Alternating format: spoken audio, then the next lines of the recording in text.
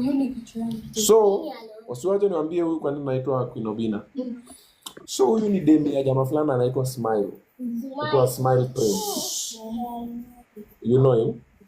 Yeah, so juzi alikuja kwa interview, tukapiga picha, nikashikilia hivi huyu anaitwa Queen Obina, sasa alikuwa anaitwa Queen Keke. Queen Keke.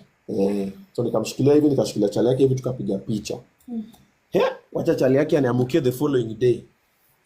Akaniokota akaniambia, "Obina, umeshika demu yangu vibaya, sijui need to apologize." Nikamwambia, ni apologize nimefanya nini? So story kaanzia hapo.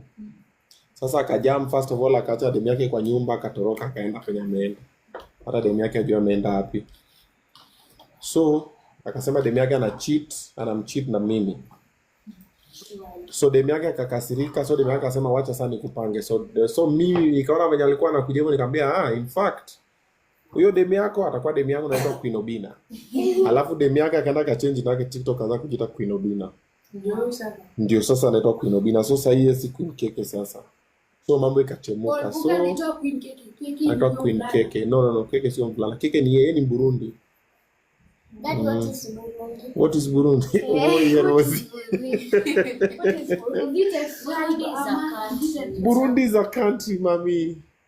Yeah, next to Rwanda. So Kenya, Uganda, Rwanda, Burundi. Burundi? Ndani ya kijiji. Ajakuwa anasema atakuja umpeleke Kanairo.